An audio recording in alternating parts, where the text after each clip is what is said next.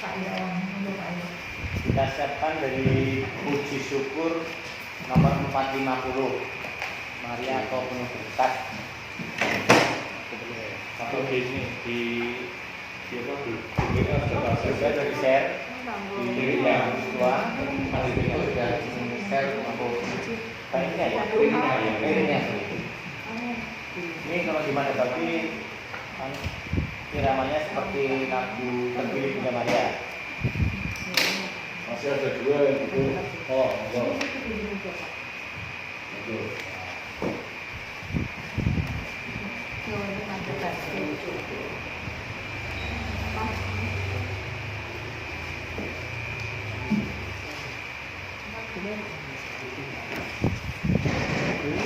Nanti kita nyanyikan dua bait pertama dan bait kedua.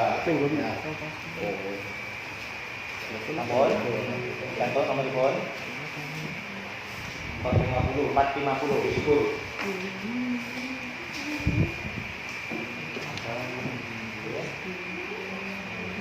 Do mi fa sol la sol fa mi. Dengar enggak? Bukan. Maria sang penuh berkat, terpilih oleh Allah-Mu, mendapat tugas yang berat, menjadi ibu penebus. Melebihi kaummu, berikan tugas dan rahmat, engkau mengikut putramu di jalan salib yang berat. Mari kita buatkan dalam nama Kristus, dalam nama Bapa dan Putra dan Roh Kudus. Amin. Tuhan beserta kita. Marilah kita berdoa. Allah Bapa yang Maha Rahim, kami bersyukur kehadirat-Mu karena melalui masa penantian akan tempat ini, kami Engkau ajak menjadikan keluarga kami menjadi pusat pembimbingan bagi evangelisasi di masyarakat. Semoga melalui pertemuan ini kami Engkau berikan kekuatan baru dalam wujud pertobatan Advent untuk membawa keluarga kami tangguh bersukacita dan berbuah dalam kasih. Demi Kristus Tuhan dan pengantara kami yang bersatu dengan Engkau dan Roh Kudus sepanjang segala masa. Amin. Mari kita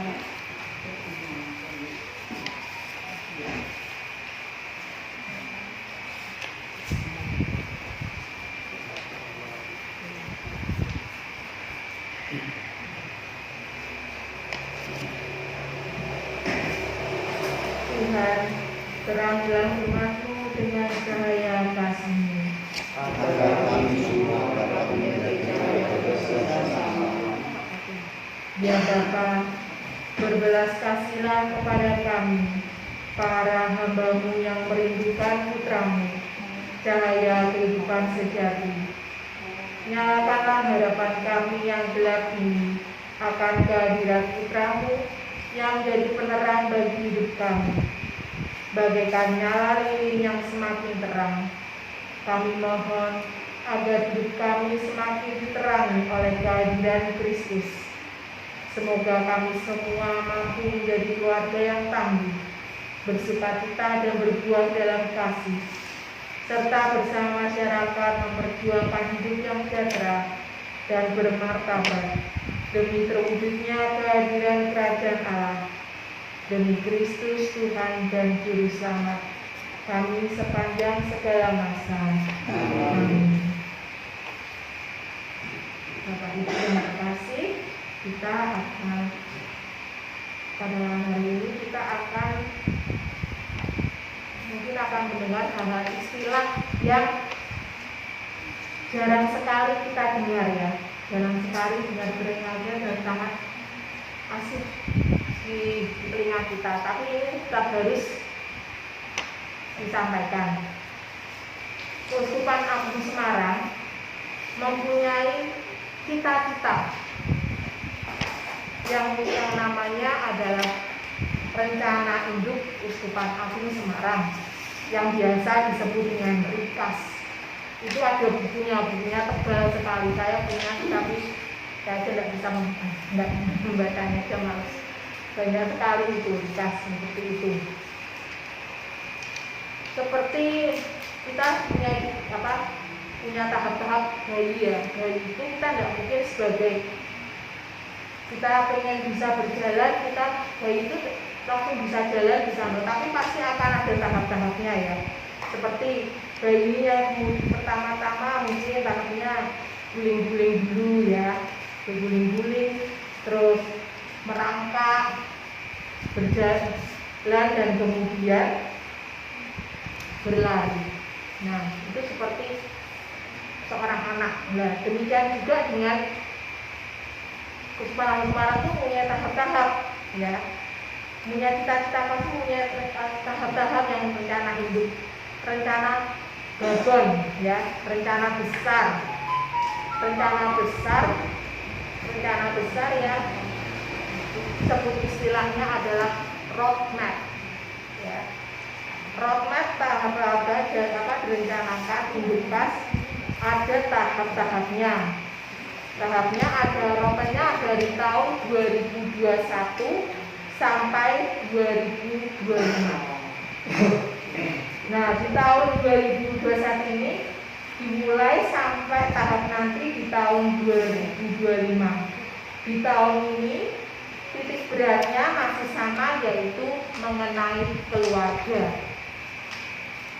Kenapa keluarga tetap menjadi selalu dijunjung terus? Karena keluarga merupakan basis paling dasar, pendidikan yang paling dasar tentang iman. Makanya disebut keluarga itu disebut dengan seminari. Kita dididik pertama, anak kecil ya dididik pertama kali tidak mungkin langsung berangkat ke sekolah kan, tapi pasti akan dididik oleh keluarganya, termasuk imannya juga. Bapak ibu kan pasti juga anaknya seperti itu, tahapnya seperti itu. Nah, di tahun 2021 ini ada 4 pokok yang diusung atau digarap oleh Uskupan Agung Semarang. Yang pertama, sangat diharapkan pasangan suami istri itu aktif membangun ketahanan keluarga. Contohnya seperti dalam pandemi ini, mencari uang sangat susah ya, sangat susah sekali. Apakah ada yang merasakan gampang di tahun 2000 masa pandemi ini bagi Bapak Ibu? Susah kan? Nah, makanya contohnya kita bisa lihat, mungkin ada Bapak Ibu yang punya kayak nanam lele, punya ternak lele, dan kita tidak perlu usah membeli lauk lele tersebut. Makanya kalau kita tidak bisa punya uang, maka kita akan bertahannya dengan ada lele, makanya pakai lele aja, seperti itu. Maka bagaimana kita bisa tangguh menghadapi segala tantangan dalam masa pandemi ini. Kita punya kebun, mungkin kita bisa kita panen, kita bisa membuat sayuran sendiri seperti itu. Yang kedua, keluarga itu harus terbuka dengan segala macam wawasan, mendapatkan informasi tentang program-program kesejahteraan. Contohnya mungkin seperti kemarin program PSE yang maksudnya Pak Ir kemarin, menyalurkan beras untuk bisa kita salurkan kepada orang lain. Ya. Kita semangat berbagi. Ya. Natal itu berbagi, bersukacita. Semakin banyak kita mempunyai banyak informasi, semakin kita bisa mengetahui informasi itu dan berbagi kepada orang-orang di sekitar kita. Kita bisa memberikan kesejahteraan kepada orang-orang di sekitar kita. Misalnya juga pemerintah, kita juga tahu pemerintah sedang menggalakkan untuk pendidikan, ya, misalnya pendidikan, misalnya seperti pemerintah itu program pemerintah seperti bagi-bagi pulsa, mungkin bagi-bagi pulsa untuk pembelajaran seperti itu. Jadi keluarga itu harus terbuka, jadi bisa memberikan informasi kepada keluarga-keluarga yang membutuhkan seperti itu. Yang ketiga, semakin banyak keluarga yang sadar akan identitas gereja mini. Apa itu gereja mini? Yang dimaksud di sini gereja mini seperti ini. Kita kumpul di sini adalah gereja mini. Kita rosario pun itu juga gereja mini. Ibadat bersama pun juga disebut gereja mini. Ya, kita semakin sadar dan harus semakin sadar dan diharapkan kita harus semakin bertumbuh. Sekolah mini atau seminari dasar bagi pertumbuhan iman. Misalnya kalau kita rosario anak-anak kecil diajak, ya kita bisa diajak untuk rosario. Terus anak kecil itu ternyata bisa rosario. Nah, bisa rosario itu nanti mungkin gurunya juga di sekolah kok kecil-kecil sudah bisa rosario. Itulah yang dimaksud pendidikan dalam keluarga atau seminari, mengajarkan anak-anak untuk bisa sadar akan identitasnya sebagai gereja mini. Kita berkumpul menjadi satu dan anak-anak juga bisa bersosialisasi. Jadi tidak hanya di dalam rumah saja. Ya. Yang keempat, timbulnya kerjasama antar krisis center. Krisis center itu seperti konsultasi tentang masalah-masalah. Hal ini yang memang sering sudah banyak diangkat oleh Keuskupan Agung Semarang. Ada krisis center seperti ini. Dan juga di gereja Keuskupan Agung Semarang itu, apalagi untuk masalah keluarga itu juga ada krisis centernya. Dan itu setahu saya itu ada pernah saya tahu itu di Guntur bisa, di FE ada itu setahu saya di Griakara itu bisa seperti itu. Yang saya tahu seperti itu Guntur bisa dengan nomor-nomor MSN yang bisa untuk bisa sharing untuk masalah-masalah, misalnya ada masalah keluarga. Berdasarkan 4 itu, dalam pertemuan Advent 4 ini sebelumnya kita kan sudah pada pertemuan yang ketiga dulu, kita itu sudah diajak keluarga itu menjadi tangguh senantiasa berbenah dan terpanggil menjadi keluarga mini atau gereja rumah tangga. Yang pertemuan ketiga kan, pertemuan ketiga diajarkan untuk sebagai gereja yang eklesia domestika, gereja rumah tangga. Ya, gereja rumah tangga kita sudah belajar di situ seperti itu. Gereja rumah tangga atau yang disebut eklesia domestika. Oleh sebab itu, Rikas Roadmap tahun 2021 sampai 2025 yaitu keluarga itu sebagai seminari dasar bagi pertumbuhan iman dan panggilan. Ya, itu yang menjadi dasarnya. Ya, keluarga itu dasar. Ya, kemudian banyak sekali dilakukan di dalam poin 4 itu pasti sudah melakukan, ya kita semua sudah melakukan seperti rosario keluarga, doa bersama setiap hari. Dari itu mohon kita sebagai keluarga itu jangan terus diam aja dengan perkembangan anak, ya terutama kita sebagai anak-anak itu harusnya juga jangan hanya di dalam rumah saja, kalau bisa diajarkan dia untuk bisa bersosialisasi dengan lingkungan, dengan gereja. Jadi tidak hanya, ya mungkin banyak sekali sekarang orang tua pelajaran anaknya banyak segala macam. Tapi kalau menurut saya itu sudah, kalau nantinya ada anak itu, anak harus diajarkan bersosialisasi sebagai, apalagi dengan lingkungan. Kita semua adalah gereja ini. Keluarga itu adalah dasar. Tidak hanya di keluarga, tapi dia juga harus bisa bersosialisasi keluar. Seperti itu. Mungkin ada pengalaman dari keluarga Bapak Ibu tentang keluarga itu sebagai seminari dalam keluarga Bapak Ibu. Mungkin ada bagi pertumbuhan iman dan panggilan. Mungkin anaknya ada yang terpanggil menjadi romo atau gimana, itu jadi dasar dari semuanya. Semoga Bapak Ibu yang bisa mau sharing tentang keluarga itu adalah seminari kecil dalam keluarga. Monggo Bapak Ibu.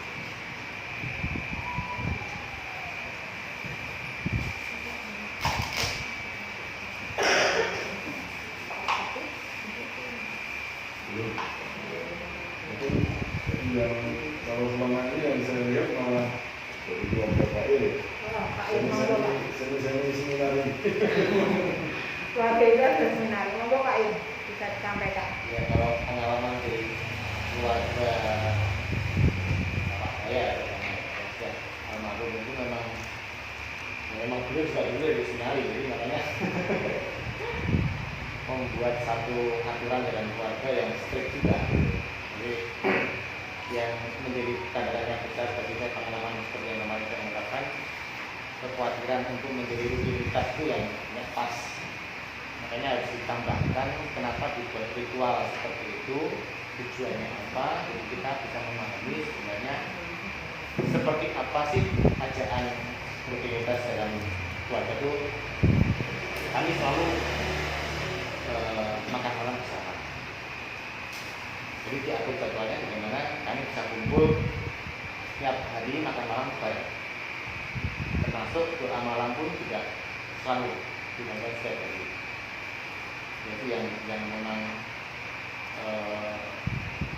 saya lihat dari bapak saya memang mengajarkan selalu, termasuk kalau tidak boleh absen setiap minggu, itu harus entah mau misal kapan, yang penting setiap minggu di gereja. Termasuk yang saya lihat dari pengalaman bapak dulu, ya mungkin berlebihan ya, saya lihat bapak itu berdoa rosario itu bisa dikatakan lebih dari 1 kali saja. Saya lihat seperti itu. Jadi bangun tidur, kalau pas misa pagi, berangkat misa pagi selalu berbarengan dengan doa rosario. Nah, bentuk-bentuk ritual seperti itu memang bagus dari pengalaman iman. Ini juga bagian dari proses membangun diri untuk bisa lebih memberikan satu pengajaran atau tiruan bagi yang melihat. Ya memang ada baiknya setelah bentuk pengalaman doa itu menjadikan kita punya pengharapan yang besar terhadap hidup kita sendiri melalui proses-proses dari pertimbangan antara kerohanian dan realita dalam kehidupan nyata. Ya memang saya juga beruntung ya, karena selalu disekolahkan di sekolah Kudus dan Katolik semua. Jadi ya, secara perkembangan iman maupun secara kolektif dan relasi itu lebih jelas. Saya nggak bisa membayangkan kalau misalkan sekolah begitu. Saya pernah alami, jadi saya nggak pernah bisa cerita. Jadi kalau komunitas kami selalu di lingkungan yang kebetulan seiman terus. Ya walaupun dia mahal mungkin dari ukuran orang tua, kami juga nggak bisa memahami sing kerja bapak tak dari dulu kok bisa nyukur lagi pirang-pirang anaknya, dan semua Kalau diukur ya nggak ngalah. Secara materi nggak mungkin, tapi kok dimungkinkan bisa terjadi. Nah, itu yang saya menemukan bahwa di sini karya ilahi dari Allah sendiri yang bekerja, dan semua itu terpercaya dan memang sesuai dengan rencananya, dengan rencana kita. Yang saya alami seperti itu. Jadi berserah kepada Tuhan, juga berpengharapan akan sesuatu yang diangankan oleh kita maupun oleh Allah. Tapi dengan berserah artinya semua yang kita harapkan tidak mengukur diri kita, tapi justru sebaliknya sesuai dengan kehendak Allah. Kadang-kadang memang kita punya pengharapan yang sebenarnya orang porsi itu, tidak porsinya. Jadi keinginan kita kalau ya harapannya kalau biasanya kalau kita punya pengharapan dan dikabulkan dan kita kecewa, padahal Tuhan punya maksud lain dan kita tidak seperti itu. Dan itu saya alami di keluarga saya seperti itu. Dalam kehidupan kami setelah berkeluarga ya, yang saya katakan hanya mengajak semua kan kembali kepada masing-masing pribadi, rutinitas atau kebiasaan dalam kehidupan yang saya dari keluarga. Karena menikah itu berarti kan kebiasaan dalam keluarga satu dalam keluarga beda. Tapi bagaimana kita bisa menyatukan yang mungkin ukuran baiknya itu yang bisa dilakukan dalam keluarga. Secara pribadi saya gimana ya, saya lebih senang berrelasi dengan banyak orang. Artinya seperti komunitas seperti ini, saya lebih seret karena saya selalu bisa mendengar, bisa banyak ngasih tahu, belajar dari situ. Ya seperti Pak Guru pernah bilang, kehadiran seseorang itu bisa menguatkan yang lain tanpa harus memberikan semacam seperti saya ini ular-ular atau semacam komentar, semacam pengalaman iman. Tapi paling tidak satu dengan yang berbeda dan saling akan menguatkan. Itu yang menjadi ketertarikan saya, kenapa selalu saya berusaha untuk bisa hadir di setiap pertemuan yang mungkin diadakan rutin di Terima kasih Pak. Monggo ada Bapak Ibu yang menyampaikan lagi tentang mungkin sharing dalam keluarganya apa loh juga apa tadi apa keluarga itu adalah seminari. Monggo Pak Tuan atau Pak Kanto, Pak Aji.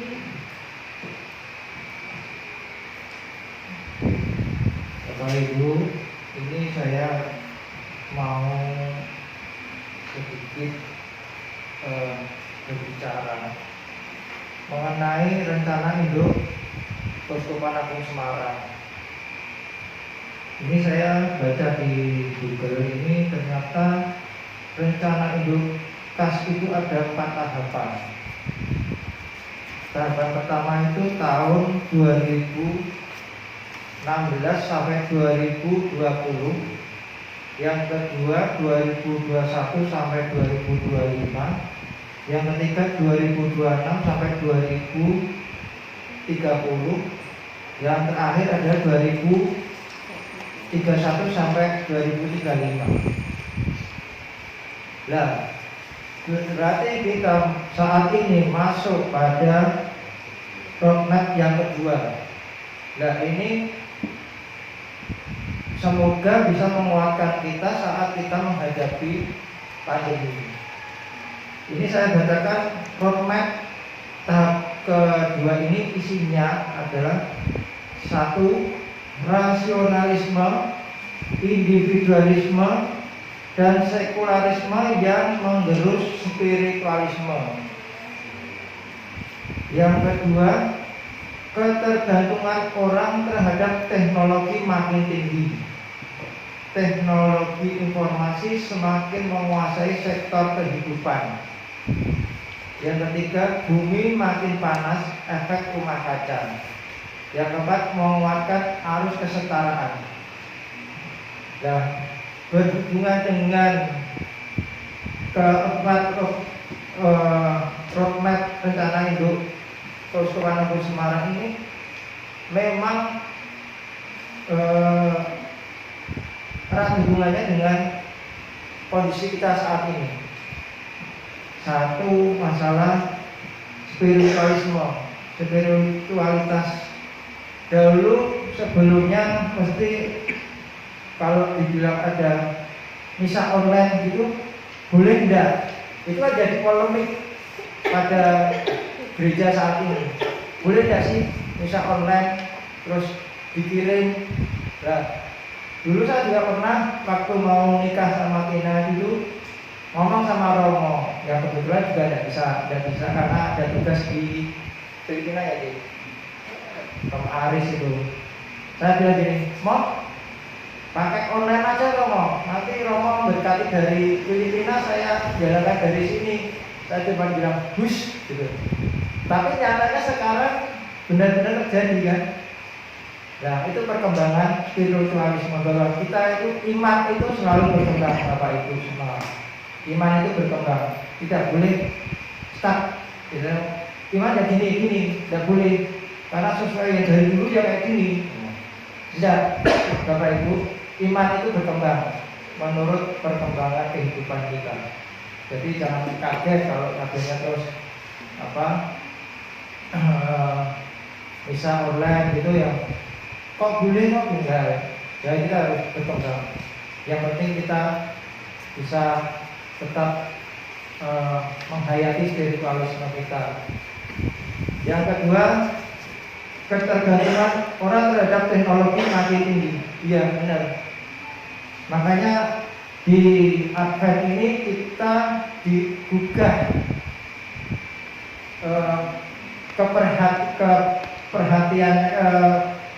keprihatinan kita tentang anak-anak.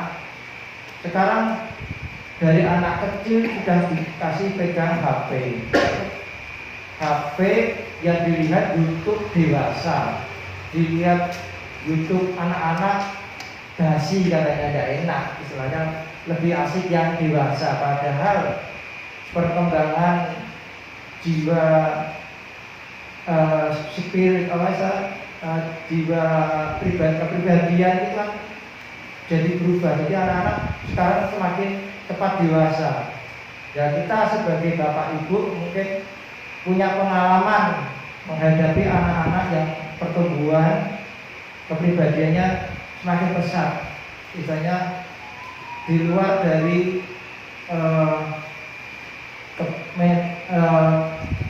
kepribadian yang dulu-dulu kita ajarkan, mungkin di usia saya sini kan dulu harus gini. Sekarang itu sudah pada tidak mau. Sekarang banyak hal yang berubah sekarang.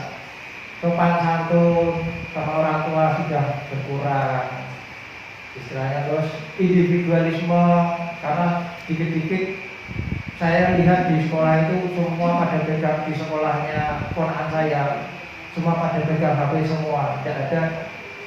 Jadi teknologi bukan mendekatkan kita, justru malah menjauhkan kita berinteraksi. Padahal orangnya dekat di depan kita, tapi kenapa kita ngomongnya pakai WA gitu? Ini mungkin bisa menjadi bahan kita untuk sharing mengenai itu masalah anak-anak sekarang. Terus mungkin yang ketiga ini bumi yang semakin panas gitu. Bumi semakin panas ya, kita melihat sendiri bencana di mana-mana gitu. Jadi kita juga harus sadar bahwa bumi yang kita huni sekarang itu semakin panas. Nanti akan, malah saya mendengar dari spiritual kejawen itu akan terjadi babakan baru, kemudian paling baru. Itu yang saya malah takut ya. Demikian Bapak Ibu, mungkin bisa disaringkan pengalaman mendidik anak secara milenial kalau saya bilang. Monggo Bapak Ibu mungkin bisa sharing, bisa kita lebih asik untuk bisa sharingkan. Monggo silakan.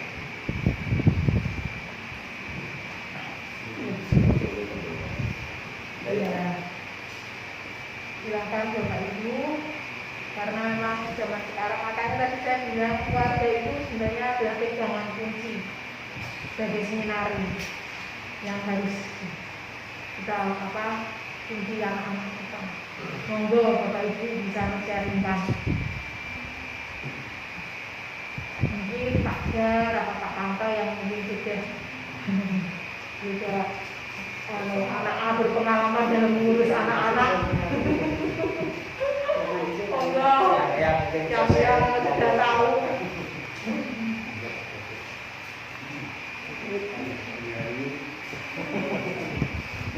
Ya, ini saya itu sudah terlambat. Jadi kalau seperti Pak Yul tadi itu, Pak Jito itu memang benar-benar orang tua yang seperti yang didapat kerja ya seperti itu. Saya itu jadi ini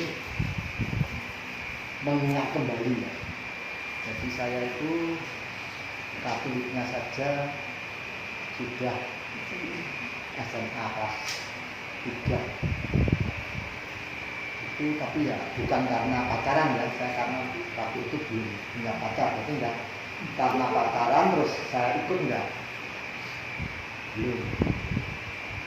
Tapi dalam keluarga saya sendiri itu 10 orang itu Islam semua kan, yang Katolik saya sendirian, sehingga ya kalau mungkin Pak Jito itu sejak dulu juga Katolik. Oh enggak? Oh itu Muslim. Ini kan Muslim kayak. Oh saya juga. Ya ini dan satu keluarga itu lalu ada yang Islam, ada yang Katolik. Jadi di pendidikan yang mengenai doa bersama atau makan bersama itu, doa malam itu ya wis nggak pernah ada. Nah saya tuh terbawa itu ya, jadi makanya saya terlambat. Nah oleh sebab itu keterlambatan saya ini ya jadinya anak-anak saya nggak ada yang terpanggil ya, ini kenyataan. Saya kira dulu yang nomor 1 itu kelihatannya pengen gitu ya. Wah, sudah saya Sewan Romo, terus Romo, terutama Romo Wegno itu sudah memberikan cara sudah dipanggil, katanya mau daftar, ternyata yang daftar malah Romo Agus, Romo Tri Edi. Nah, itu malah yang daftar anak saya nggak jadi daftar. Inilah jadi kalau sebagai seminari kecil ya, seminari ini saya nggak sampai ke situ. Tapi sebenarnya bahkan mungkin ada banyak yang seperti saya ini, wah kamu kok jadi Romo, jadi suster, jadi apa, kan kadang-kadang awal ya. Meskipun saya sebenarnya tidak awal ya. Awal itu apa? Awal itu iman-iman, nggak rela lah. Romo itu banyak yang seperti itu. Tapi saya sebenarnya tidak seperti itu. Tapi karena ya tadi bahwa saya itu dasarnya itu kurang kuat, sehingga pengajaran itu jangan diikuti sampai sekarang.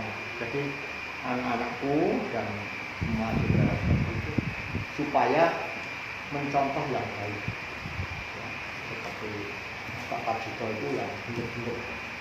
Jadi kalau saya itu ya itu pengalaman saya, sehingga tadi saya katakan sudah terlambat. Kalau sekarang malah anak ini jadi anak. Ya itu saya kira pengalaman saya kenapa seperti ini. Terima kasih Pak Kanto.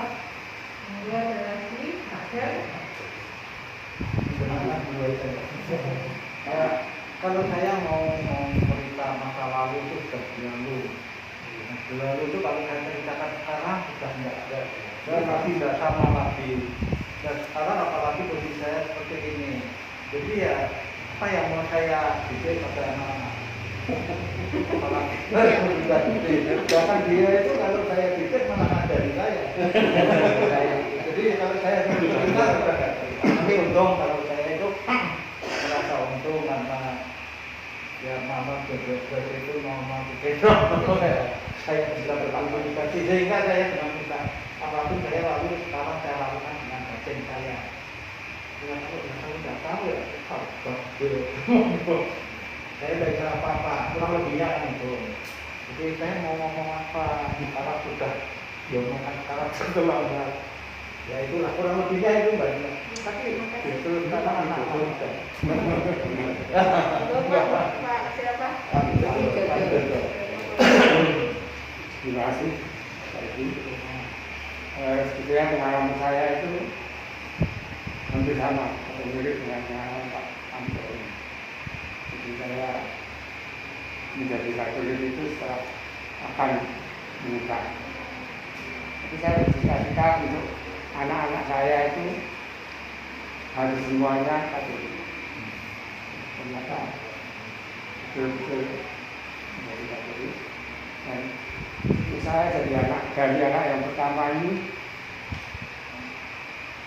yang laki-laki itu ini jadi Romo semula, waktu masih SD itu oleh Romo juga dirangkul sehingga dia menjadi missioner seperti Mbak Dina anak saya itu sebetulnya anaknya dua, jadi saya dua anak pertama. Yang pertama itu menjadi missioner, adiknya itu sekarang menjadi missioner. Jadi sampai sekarang kakaknya menjadi ketua missioner. Sekarang menjadi pembina missioner, ya akhirnya juga masuk menjadi missioner. Nah sekarang juga ketua missioner di Ignatius. Jadi itu seperti Pak Kanto, karena saya tidak bisa mendidik untuk sampai lanjut ke seminari, tadinya sudah ke seminari, ke Romo-Romo yang sudah dididik. Ya dirangkul itu, tapi akhirnya setelah lulus SD, SMP ini kelihatannya agak kuliah juga tidak jadi Romo. Sampai sekarang hari ditanya Romo itu, ayo ya nggak mau jadi kita. Nah ini karena belum merupakan suatu panggilan ya. Jadi saya juga tidak bisa memaksa, juga memaksa masuk SMA itu. Kakaknya juga menjadi pembina missioner. Cita-cita untuk mendidik anak-anak sehingga menjadi Katolik dan masuk cucu ini sementara ini terlaksana sehingga merupakan ya seminari keluarga saya. Tapi kalau menurut anggapan Bapak Ibu kan memang saya sudah serius itu bukan jadi apa namanya harus jadi Romo bisa tidak, maksudnya seminar itu dalam keluarga itu menjadikan anak dididik secara Katolik, secara benar bagaimana dia bisa bersosialisasi dengan umat, dengan sekitarnya. Jadi tidak hanya menjadi seorang panggilan biarawan seperti itu. Tapi kalau memang anak-anak sudah dididik secara Katolik dan apalagi seperti memang keluarga Pak Irawan itu saya memang sudah berhubungannya meskipun tidak ada yang menjadi Romo tapi sudah jadi bahan apa itulah keluarga yang Katolik. Terima kasih ya Pak. Mungkin ada keluarga muda selain Pak Irawan. Muda itu yang Selain Pak Irawan itu mungkin yang untuk anak-anaknya, monggo. Mungkin dari Mas, dari Niko, terus apa anaknya Pak? Monggo, siapa? Mbak Andri, Mbak Tata, keluarga. Sebenarnya sementara kayaknya bahagia kamu ya ini sedikit karena mungkin ada yang tidak tahu atau ada yang belum tahu karena untuk kurang lebih 4 tahun ini kan saya sendiri karena istri kan sudah kurang lebih hampir 4 tahun ini masih kerja di rumah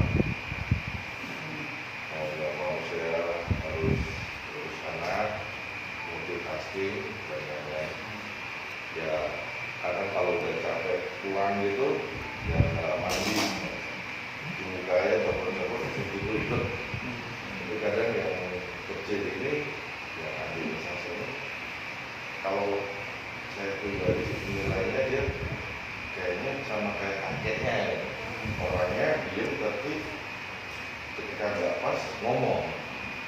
Terus ya sering kalau sering pulang malam karena ada mandi gitu itu jangan di sini pakai kapas di masih kotor itu tapi jual itu. Oh iya ya waktu besok 2 hari di situ efeknya masuk angin kan biarin aja. Cuma yang paling lebih sering menjelatin untuk doa itu yang kecil ya, yang paling sering kalau kakak itu kurang. Jadi ya dengan berat mata capek terus tidur. Kalau enggak ya ntar dia telepon mamanya. Jadi pokoknya nggak mau doa. Jadi ya sekarang pulang jam 1 jam 2 itu kalau udah gitu ya saya bisa bulan pesennya dia itu yang satunya kakaknya kan cewek ya terbukti sama saya kalau punya kamar sendiri. Jadi untuk seminari di sini keluarga itu penggerak motor saya nih yang kecil ini mengingatkan saya untuk doa doa kerja lah gitu. Pokoknya karena harus mandi, pokoknya waktu doa. Baru boleh nanti tidur di kasur lagi kalau gue nggak tidur. Mungkin itu sih. Terima kasih. Ada lagi Pak Ketum? Tentunya mendengarkan ini sudah ada yang sudah merasakan seminari dasar ya. Kembali mau cerita.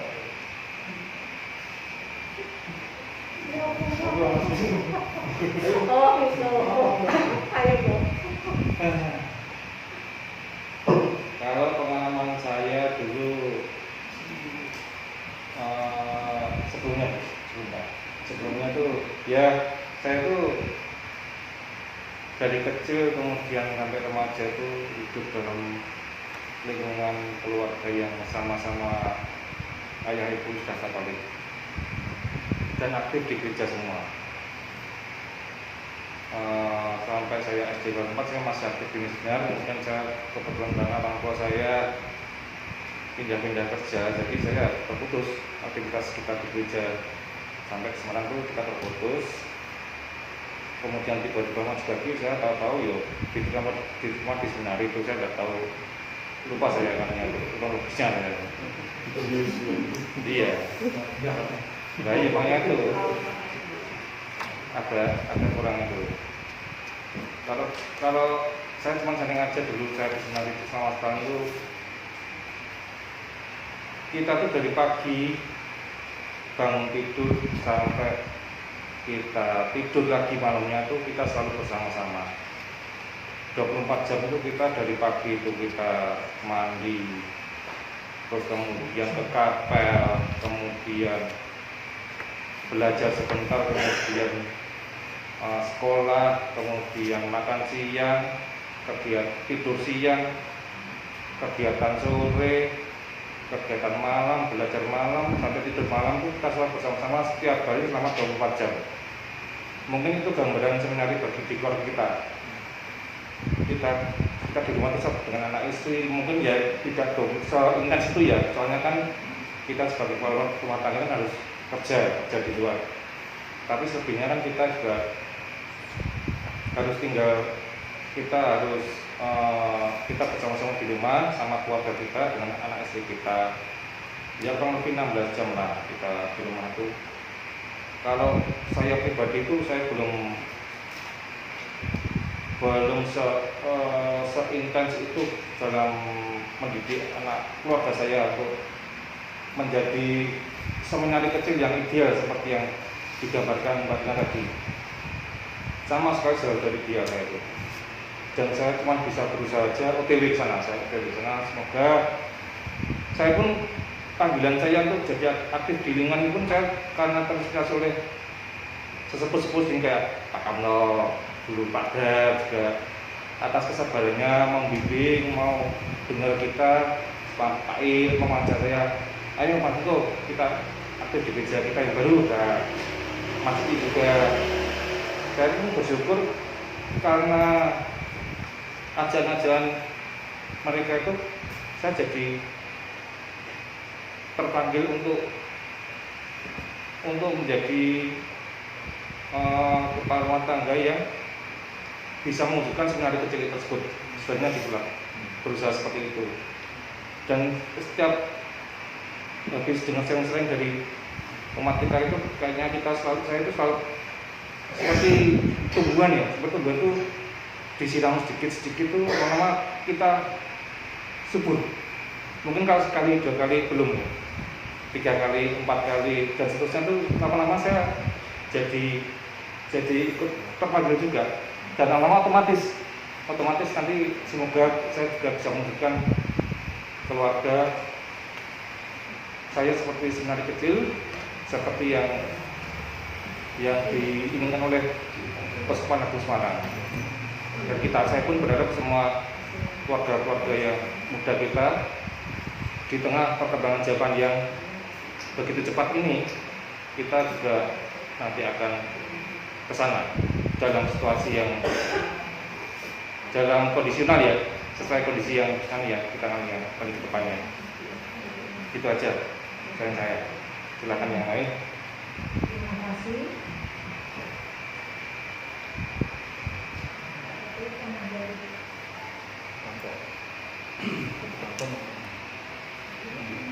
Pak Ansi, mau nonton Ansi? Oke. Ya, bentar aja. Terima kasih. Pertama mari kita juga mendoakan Mas Niko ya, yang berharap untuk mohon dukungan dari Bapak Ibu semua atau mungkin Mas-mas dan Bapak supaya dalam membina rumah tangganya bisa menjadi seminari kecil. Demikian yang diinginkan ya Pak. Semoga. Terus saya sedikit menanggapi, maaf ya Mbak Tina ya, bahwa tadi diutarakan seminari itu bukan intinya untuk menjadi biarawan. Tadi kan begitu. Tapi maaf, saya kurang sependapat. Artinya begini, orang yang masuk ke seminari ataupun akan menjadi bruder atau menjadi suster itu adalah suatu panggilan, ya, merupakan suatu panggilan. Dan di seminar tadi sudah diutarakan sama Mas Niko, bahwasannya dari tahun pertama sampai terakhir apabila ia lulus dalam pendidikan, dalam ujian, itu dia lulus. Nah, kenapa kok saya bisa mendalami sampai demikian? Saya kalau misalnya ada romo yang saya kenal meninggal, saya usahakan untuk layat ya. Di situ kan banyak frater-frater ya, dari seminari mungkin Mertoyudan atau mungkin seminari di Sultan. Nah, saya sering melakukan ya sharing sedikit lah, kecil gitu. Saya tanggapi apa sih kegiatannya. Pertama, awal kenapa Anda itu masih muda terpanggil. Nah, dia cerita lah panjang lebar, pengen terus melalui tahapan pendidikan. Dari yang pertama yaitu tadi berdoa pagi seminggu, sampai saya bilang apa enggak jenuh? Ya karena sudah panggilan, ada rasa jenuh, ada rasa tidak. Di situ pendidikan itu sangat berat sekali memang, itu menurut saya. Apalagi yang SY ya. Kalau yang PR mungkin agak sedikit nggak begitu berat seperti SY. Maksudnya pastor berpredikat SY atau PR. Itu yang pertama itu ujian. Terus nanti mungkin sampai masuk ke 3 tahun atau 4 tahun. Ujian nggak lulus itu ada hair pertama, kedua, atau mungkin ketiga tuh dia di out, tidak bisa melanjutkan. Nah, yang terakhir ini apabila menjadi sudah lulus, dia akan di job dulu, mungkin di dom anak apa di mana itu Jambi itu. Setelah predikatnya itu S1, itu dia sekarang ya kira-kira 3 tahun 4 tahun yang lalu lah, itu seorang romo itu harus berpredikat S2. Jadi tidak bisa hanya S1 saja. S2 pun dia katanya sangat berat itu, tapi dia tetap lampaui. Jadi seminari itu memang mendidik untuk menjadi biarawan atau mungkin biarawati kalau sudah. Dan kalau mereka tidak lulus walaupun sudah tingkat 4 tahun seperti ponakannya istri saya ini, dia di di seminar, dia kerja di perminyakan ya, tambang minyak, terus dia masuk di seminari sampai 4 tahun. Dia waktu itu sudah menguasai 5 bahasa, Latin, Belanda, Inggris dan macam-macam. Terus dia nggak kuat, nggak tahu atau nggak keluar, terus dia langsung dicomot oleh perusahaan besar karena pinternya itu. Jadi begitu sedikit tanggapan saya mengenai seminari itu adalah suatu tempat untuk mendidik biarawan. Iya, makasih. Terima kasih Pak. Memang seminari itu untuk berpendidikan. Maksud saya di sini sebagai seminari kecil Pak, seminari kecil dalam keluarga. Kalau itu kan tahap-tahap pendidikan menjadi seorang romo, suster itu seperti itu. Ya, kalau kita di sini kita bahasnya tentang keluarga itu dijadikan sebagai seminari. Dalam itu bagaimana orang tua itu mengajarkan ke anak-anaknya tentang doa, terus tentang bersosialisasi dengan lingkungan, dengan paroki, bisa beraktif seperti itu. Jadi menanamkan iman. Syukur-syukur dalam keluarga itu bisa mendidik anaknya, menjuruskan anaknya untuk menjadi terpanggil menjadi seorang romo, suster, biarawati. Maksud saya seperti itu, bukan tahap-tahapnya Pak. Kalau tahap-tahapnya kita semua tahu bagaimana prosesnya untuk menjadi seorang romo, suster. Karena memang menjadi seminari kecil dan keluarga itu susah gampang, banyak pengalaman. Saya sendiri pun dari keluarga meskipun Katolik, tapi masih ada kadang untuk unsur kontennya masih sering ada, karena saya masih itu karena keluarga juga masih Tionghoa dari kelenteng semua, jadi tidak bisa untuk seperti itu. Tapi kalau keluarga itu, kalau menurut saya bisa mendidik anak-anaknya secara Katolik itu hitungannya sebagai keluarga yang bagus, mendidik anak-anak imannya.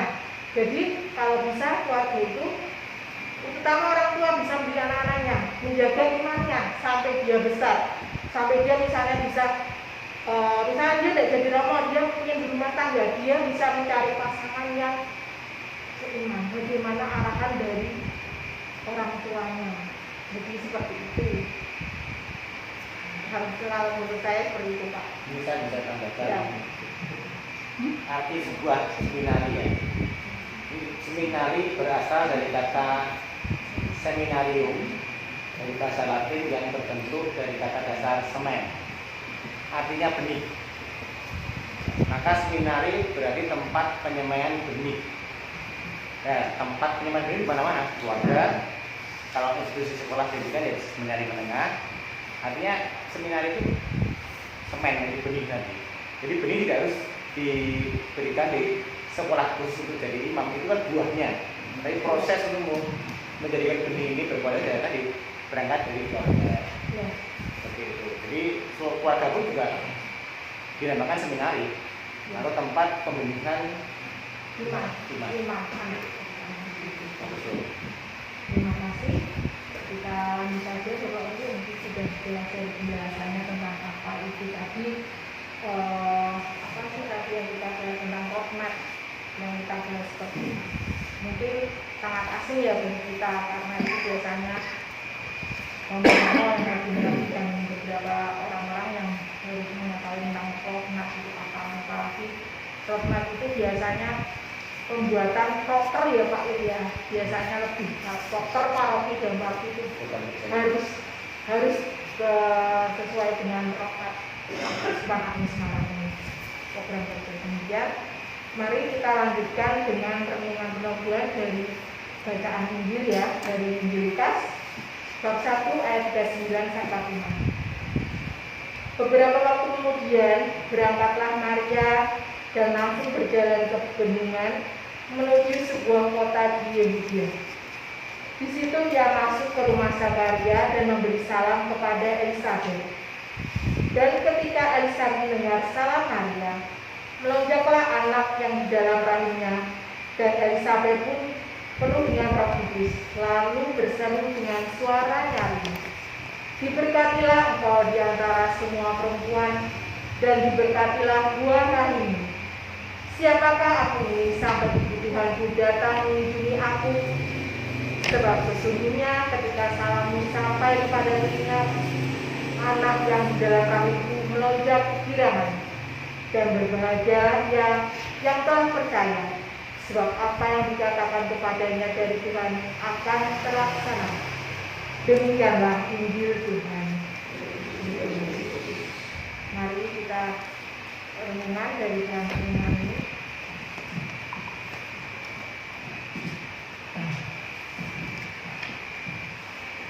Ada beberapa poin yang dapat memperkaya atau melengkapi dari bacaan Injil yang kita dengar pada malam hari ini. Dalam teks kitab suci tersebut terjadi peristiwa yang mengagumkan. Pertemuan dua wanita yang lebih dari sekedar pertemuan untuk saling berbicara tentang bayi yang dikandungnya.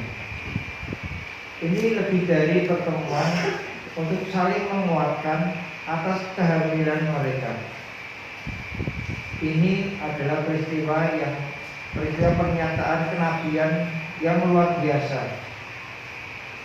Pernyataan yang diberdayakan Roh Kudus bahwa Yesus Kristus adalah Mesias. Kita tidak hanya melihat Maria dan Elisabet bertemu untuk memperkuatkan dan menghibur, tetapi kita juga melihat keselamatannya disiapkan sebelum Yesus dan Yohanes lahir. Dalam pertemuan itu kita melihat pertemuan perjanjian lama dengan perjanjian baru. Pertemuan kedua wanita itu adalah pertemuan berkat keselamatan. Pertemuan mereka adalah pertemuan yang ditetapkan Tuhan. Betapa mulianya cara Tuhan menghubungkan dua janji berbeda yang disampaikan oleh malaikat kepada dua wanita. Dia berjanji kepada Elisabet bahwa putranya akan dipenuhi oleh Roh, dan kemudian putranya tergugah oleh Maria atas kehadiran Mesias yang baru dikandungnya. Allah juga berjanji kepada Maria bahwa Elisabet hamil, dan kehamilan itu adalah mukjizat Tuhan. Iman Maria dikuatkan dan keduanya diberkati. Lukas ingin memberikan kita teladan iman. Ketika Maria menerima pesan malaikat, ia segera pergi menemui sepupunya. Sekali lagi, iman ditunjukkan kepada kita sebagai iman yang tidak menunggu, melainkan bangkit dan pergi dengan mantap. Iman Katolik percaya bahwa tujuan dari kunjungan itu adalah untuk membawa rahmat ilahi bagi Elisabet dan anaknya yang belum lahir. Meskipun ia masih dalam kandungan ibunya, Yohanes menyadari kehadiran juru selamat ilahinya. Ia melompat ke girangan saat dibersihkan dari dosa asal dan dipenuhi dengan rahmat ilahi. Elisabet pun menanggapi dan mengakui kehadiran Yesus. Demikianlah Maria sekarang untuk pertama kalinya menjalankan fungsinya sebagai perantara antara Allah dan manusia. Tampak kisah perjumpaan dan kunjungan Maria dan Elizabeth ini membawa kepada kesadaran bahwa pewartaan sabda dimulai dari rumah tangga, bermula dari rumah ke rumah, keluarga berjumpa dengan keluarga.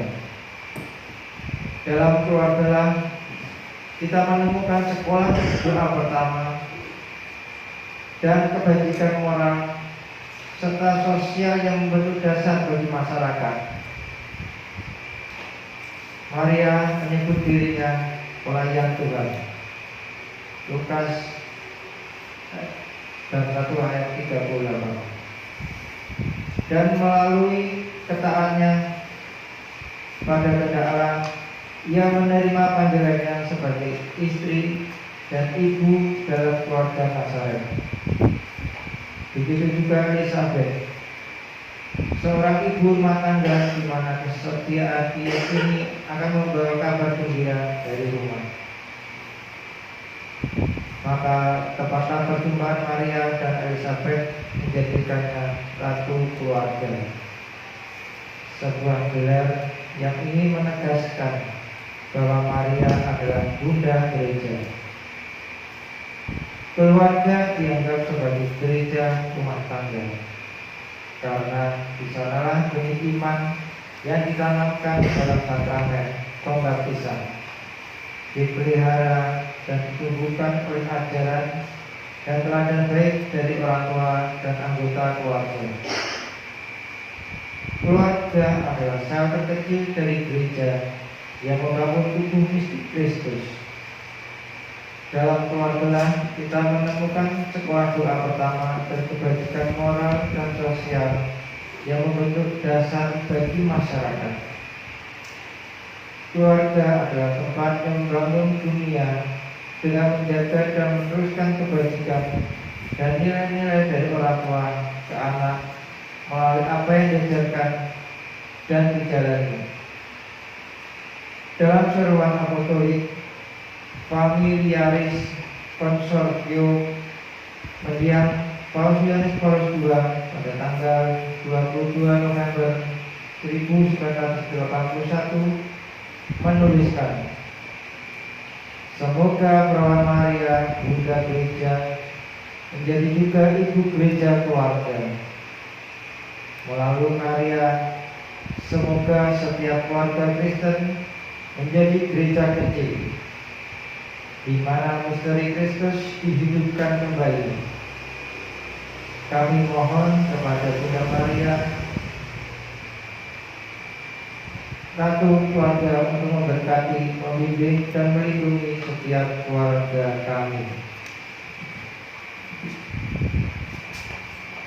Bapak Ibu sekalian, setelah kita mendengarkan tadi refleksi mengenai tentang dokumen khas mengenai keluarga dan bacaan Injil, mari kita mengadakan pengendapan batin kita sejenak dalam hati kita selama kurang lebih 5 sampai 10 menit.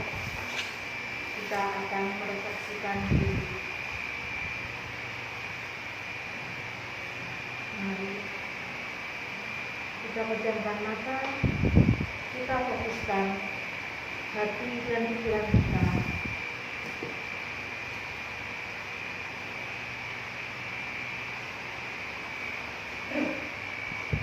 Menurut Bapak Ibu, bagaimana arti kedatangan Kristus bagi hidup keluarga kita semua? Apakah kita mampu menjadikan keluarga kita sebagai pusat pendidikan dan pertumbuhan kedewasaan? Mampukah kita membangun keluarga kita untuk semakin sadar akan identitasnya sebagai gereja mini, sekolah mini, dan seminari dasar bagi pertumbuhan iman dan panggilan anak?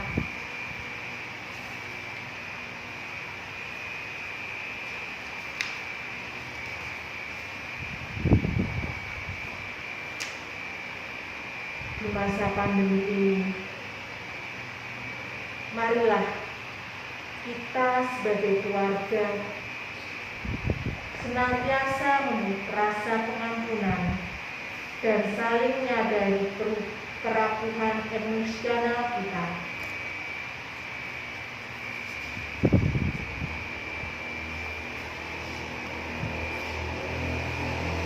Marilah dalam keluarga kita senantiasa memanfaatkan kualitas hidup bersama sebagai sebuah keluarga.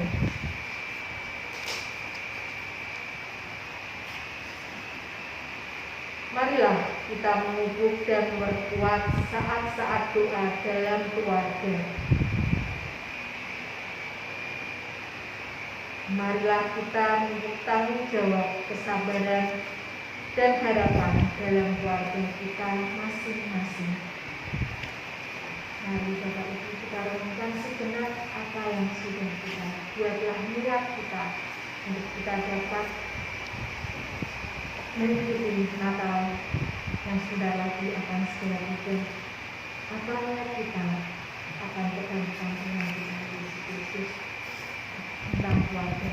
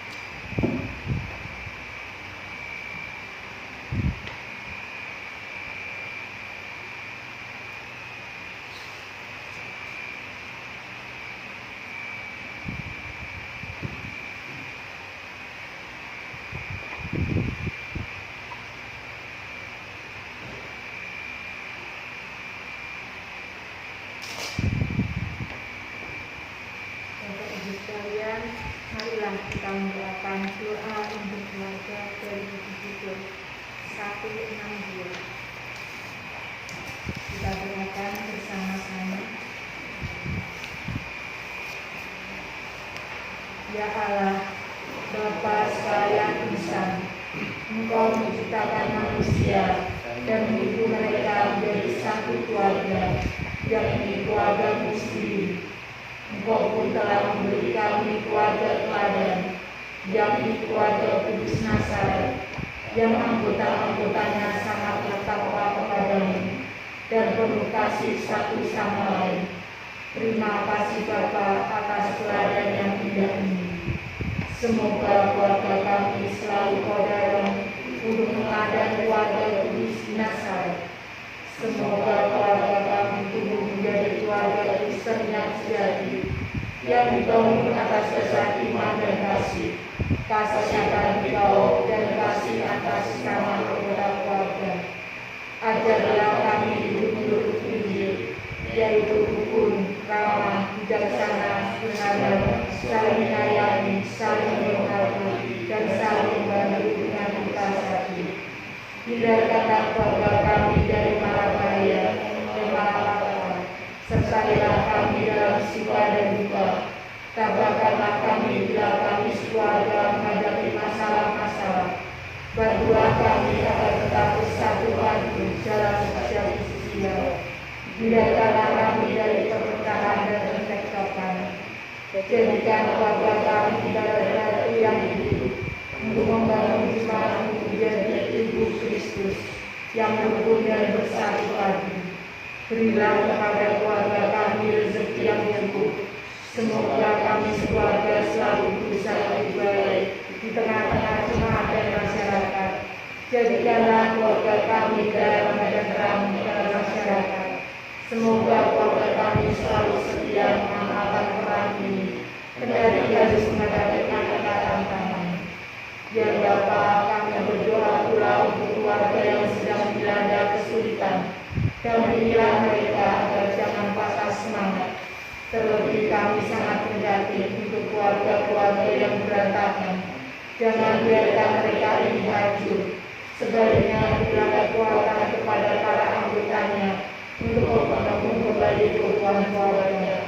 Semua ini kami mohon kepadamu Bapa sebagai manusia, dengan pengaturan Yesus Kristus Tuhan kami. Mari Bapak Ibu kita sambutkan dengan tangan, kita doakan doa Bapa kami. Bapa kami yang ada di surga, dimuliakanlah namamu, datanglah kerajaanmu, jadilah kehendakmu di atas bumi seperti dalam surga. Berilah kami rezeki pada hari ini, dan ampunilah kesalahan kami, seperti kami mengampuni yang bersalah kepada kami. Dan janganlah masukkan kami ke dalam pencobaan, tetapi bebaskanlah kami dari yang jahat. Amin. Salam Maria, penuh rahmat Tuhan sertamu. Terpujilah engkau di antara wanita, dan terpujilah buah tubuhmu Yesus. Santa Maria, Bunda Allah, doakanlah kami yang berdosa ini, sekarang dan waktu kami mati. Amin. Salam Maria, penuh rahmat Tuhan sertamu. Terpujilah engkau di antara wanita, dan terpujilah buah tubuhmu Yesus. Santa Maria, Bunda Allah, doakanlah kami yang berdosa ini, sekarang dan waktu kami mati. Amin. Salam Maria, penuh rahmat Tuhan sertamu. Terpujilah engkau di antara wanita, dan terpujilah buah tubuhmu Yesus. Santa Maria, Bunda Allah, doakanlah kami yang berdosa ini, sekarang dan waktu kami mati. Amin. Marilah kita berdoa. Bapa yang terkasih, kami berterima kasih karena Engkau selalu ada dan mendampingi keluarga kami. Kami memujimu karena Engkau tidak pernah meninggalkan kami dan senantiasa memegang tangan kami. Ya Bapa, semoga kedatangan Kristus ini sungguh berarti bagi diri keluarga kami semua. Semoga kami mampu menjadikan keluarga kami sebagai pusat pendidikan dan pertumbuhan kedewasaan anak-anak kami. Semoga kami mampu membangun keluarga yang semakin sadar akan identitasnya sebagai gereja mini, sekolah mini, dan seminari dasar bagi pertumbuhan iman dan panggilan anak-anak kami dalam gereja dan masyarakat. Demi Kristus Tuhan dan pengantara kami. Amin. Dengan demikian, ibadat Advent yang keempat sudah selesai. Terima kasih Bapak Ibu. Maaf kalau ada omongan dan yang tidak berkenan, kita kembalikan semua. Oh, aku penutup.